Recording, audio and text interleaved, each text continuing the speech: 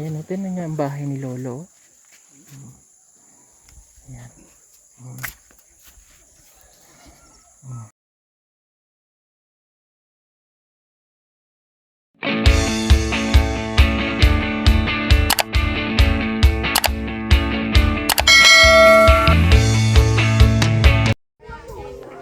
Hello mga kababayan, magandang araw sa inyong lahat. Kumusta na kayo dyan? So nandito kami ngayon sa Sitio Botay sa Bukidnon mga kababayan. So ikatatlong balik ko na dito mga kababayan nung niaging tuig. No? So kasama ko yung team Sir Paul at Peter Paul. So kami tatlo mga kababayan.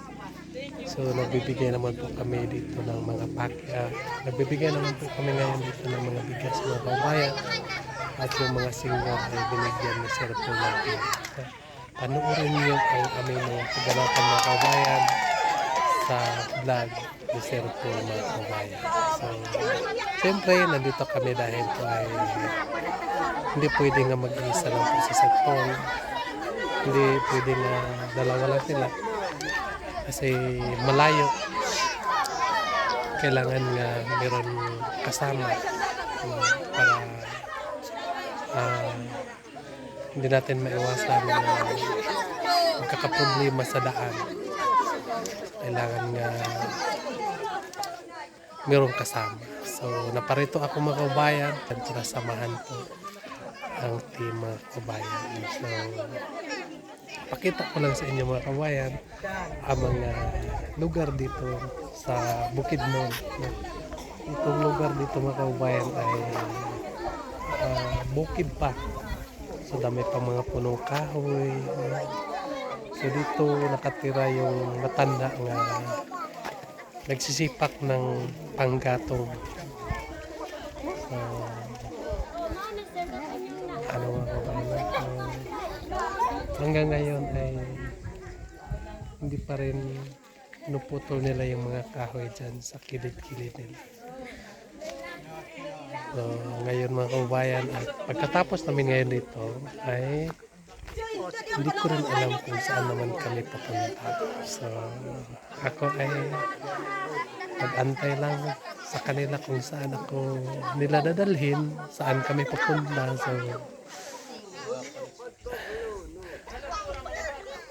doon ako. At yung mga produkto nila dito mga kababayan ay mga mais din.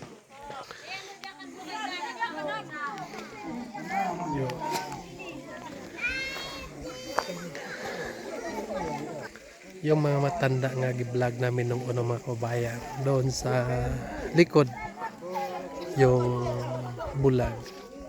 So patay na pala at saka yung isa. At saka dito sa kabila mga kababayan ng una, yung matanda ay patay na rin.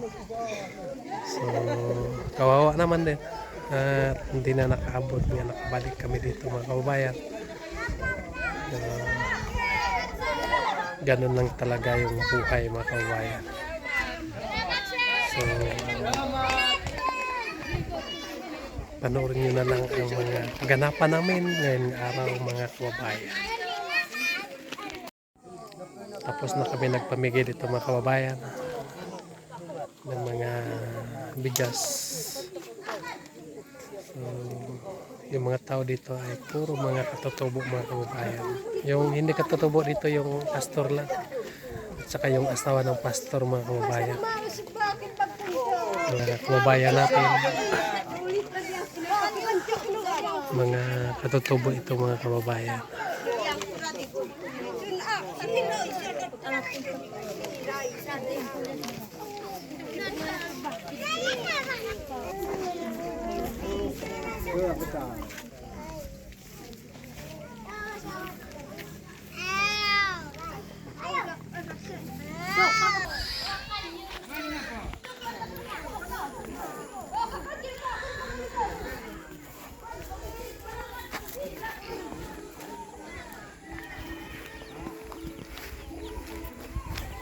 So ngayon ay puntahan natin yung matanda ng mga kababayan, yung pinuntahan namin nung una ni Sir Paul mga kababayan.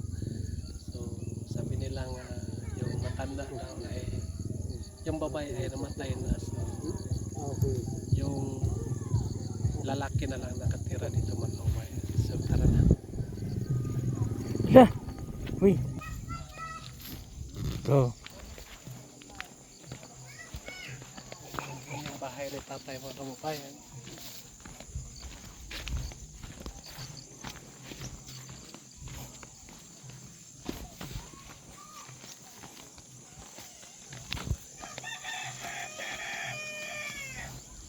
So nung una mga kababayan ay yung di-vlog naman nila Sir Paul nung una ay nandoon. So sira na yung bahay nila. Saka wala na rin yung tao doon. So may yung manok na lang nakatira doon mga kababayan. So hindi natin alam kung nasaan na nakatira.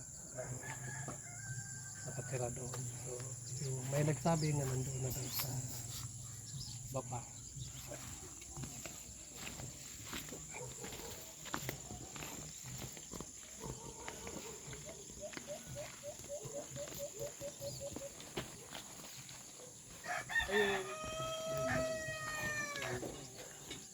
Nandito pa rin si tatay. So, untak naman na. Waro dumako. Nag-isa na lang daw siya. So, pwede dayon. No. Yoy, pwede yan. Ay.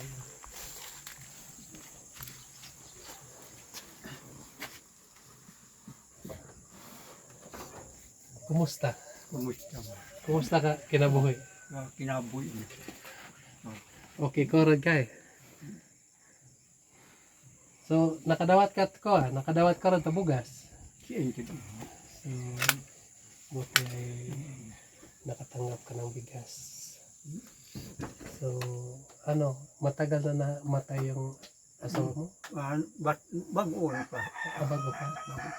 So, yung anak mo nasaan?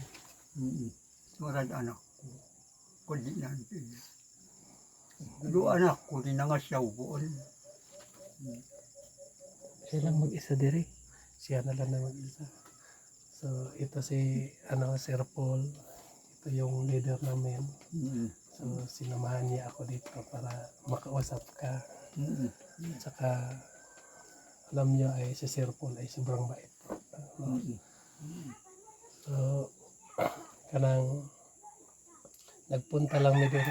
Bisag layo kayo. Niyan lang yun may para makatabang sa inyo. Oo, palangit na maglibod ko po. Kanami at naglibod ko. Basta makatabang ko, wag kanami.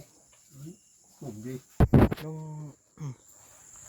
Nung dumalo kami dito,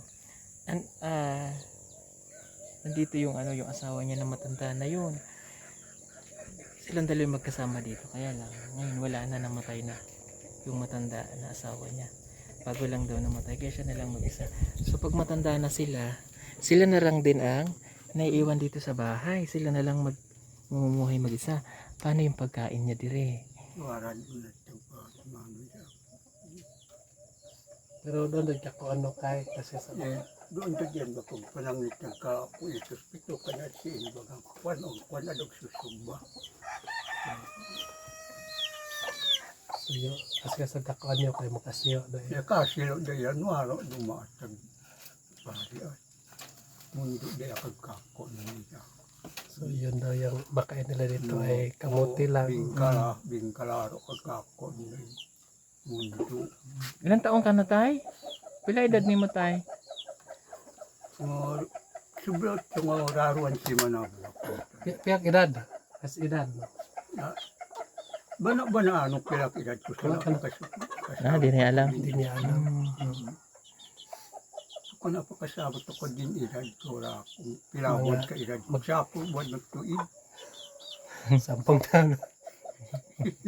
Napakasabot pa. Ayaw mag-asawa tayo ulit? Gusto mo mag-asawa? Nakasabot yan. Gusto ka pa nag-asawa. Wato ko na adra. Ayaw na daw. Ayaw na. Ayaw na daw. Basta suntulong ko rin ako panangot sa magbawian at ginoo. Bawian at ginoo ay bawian at manama. Suntulong ko asawa ko. Kung natulo asawa ko na. Ay, hindi na daw siya mag-asawa. Yung asawa lang daw niya yung Minahal niya. minahal. Oh, wow. Sana all. Yung ganun, no? Yung iba kasi nag-aasawa pa. Mm. Grabe yung bahay ni tatay, oh. Oh. Marot. Grabe pag matanda ka na talaga, tapos, syempre, kung dito sila sa bundok, ganito na lang. Mamuhay siya mag-isa. Asan mga anak niya? Warad anak ko, pare. Pero meron pa siyang mga pana. Ah, Namamana ka pa, tay? pamana ni Bagto, alangkam. Ah, ibon. Ibo. Nakakaganan pa siya? Nakapano ka pa doon? Oo, nakapanapad Bagto, malangkam. Ayun, oh. Langgam daw. Itong mga ibon, kain din nila yan. Yan ang ginagamit po nila. Kala ko baboy iyas, eh. Parang hindi lang yan makapigil sa baboy. Ah, hindi din? Oh. Wala kang ano ko andyan, tay? Hindi ka pa magluto? Waro. Doon mag-iluto ang krupong kugo, iluto. Nasa labas. Sa labas lang na siya magluluto. Sa labas siya nagluluto. Oo. Na may suga dere, tay? Waro, pare. Waro? Waro, suka. Ibibigay lang sa si Eddie to. Kasi senior man na to siya. Yan. So, tanggapin mo yan. Bili mo yan ng kailangan mo. Salamat. Pare. Galing yan kay Sir Paul. No? So, pagdasal natin palagi, Sir Paul nga malusog yung kanyang katawan. Marami pa kami matulungan nga nangangailangan. So, huwag mo, ay, ipalit nagtanduay, no? Kuno na ito ko na sabihin. So, Yan siya magupay itong kukasuga. buenot, so, ipalit daw niya ng, ibili daw niya ng ilaw. So, Kukasuga. Salamat. buenot ko at tinapa, ano, isda, Oo, ino. isda.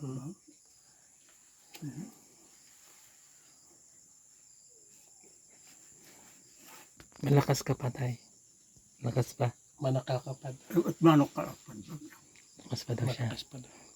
Malakas apa di ko na pagkatarabaw. Mabakat dinok lang. Hindi daw siya makatrabaho. Masakit na yung kanyang kuhan. Kamay. Asan nilubong tong iyong... Diyo, siyuro kong ngaranan ni Simenteryo. Naa dito sa sementeryo.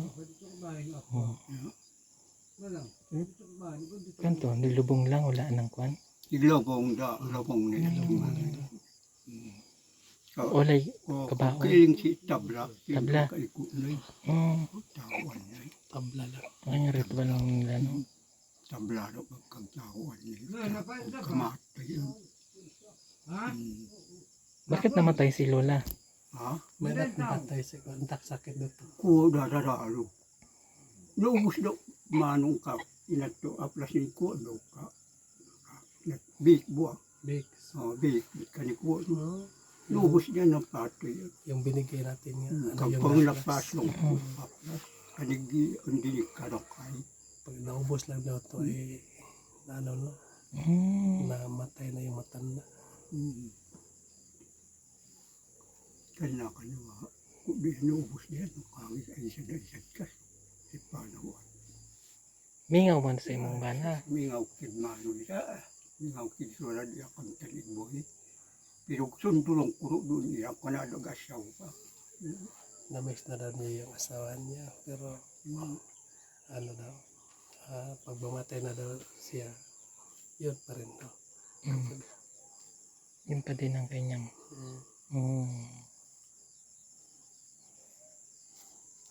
Magkikita pa kayo ng lo. Magkikita kayo sa heaven. Iko naman.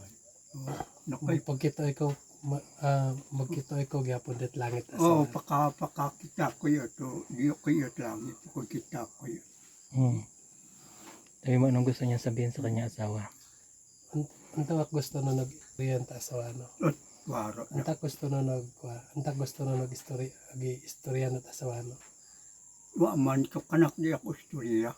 Nag-asawa ko ya si Kano Malitan. Kasi sa antak gusto na ikabilin, no ba? Istorya na asawa, no? Waran. Kung kay paskandin. ko kay pa siya ini. Ang takag istoryano kan din. Yan istorya ko kanti ko. Pananglitan na mamatay ka. Suntulong ko na ko. So, para gyud lain nagpa. Waro lain nugo. Limang na kayo na bakos. Ibo siya sa bakor. Paano natulog siya sila? Anong banig mo dyan, Lo? Paro ka banig? Wala ka doon na di kam no. Kasi hindi yan ukasa Oh, ko. sako. Oo. Oh, sako lang yung higaan ni Lolo. Tanaw, oh. Oh. Ano yung unan? Naro Unlan? Sako gyapon ka onan. Sako di ako nang. Oh. Nagkaturo. Tulo. Oh, ang bubong ni Lolo. Oh. Tihisan siya sa atap no. Yung tigis siya no pa manungso. Pujag man o siya ikot. Sen ko rin ikot ang kasyo ba ko. Sen ko rin ikot. Kung na mag-uiyak kay so. Ang pusong kung suntulong ko. Nung una, Eds, ganito din yung pamumuhay niyo? Hindi masyado. Hindi masyado. Mahirap kami noon una pero ano. Hindi ganito. Kasi yung tatay ko noon pag magpatayo siya ng bahay malaki. Mm. No?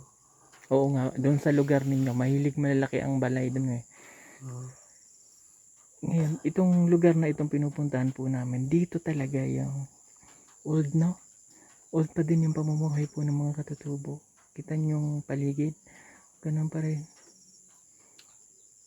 Pero kapag marami na yung mga Bisaya dito, magbago na yung Magbabago to. Magbabago, kaya lang hindi pa masyadong napupuntahan. Kaya sila, yung uri ng pamumuhay po nila, ganun pa rin, kaya nakita niyo yung paligid na dinaanan natin. Lalo na yung mga bahay po nila, ganyan pa rin, no? Hindi pa sila well educated kasi konti pa lang yung na. Although nandito si pastor, natuturuan naman sila, but yung uri ng pamumuhay po talaga ganun. Diba? Lo, mag-ingat ka ha, amping. Ha, amping ka dito. Amping Sana pagbalik natin dito, makikita pa rin natin siya, no? Sana aglibot kay kakita na gyapon. Kakita ron. Kunan mag-uwi kay. Makita pa natin si Lolo na nandito pa rin, malakas, para makakapagkwentuhan ulit tayo, no? Kasi halos dalawang taon kami bago nakabalik dito. At yun nga, nung unang pagpunta namin dito, buhay pa yung asawa niya. Pero karon wala na. Wala na yung kanyang asawa. So, salamat, Lo. Thank you. Thank you sa pagpapatuloy sa bahay. Lalabas na po kami, Lo. Thank you. Salamat, Lo. Ayan, tingnan niyo ang bahay ni Lolo. Ayan. Pero malamig dito. Malamig. Tingnan niyo yung paligid niya, nagpapagpo yan. Tingnan niyo yung pamamahay nila, oh. Ayan.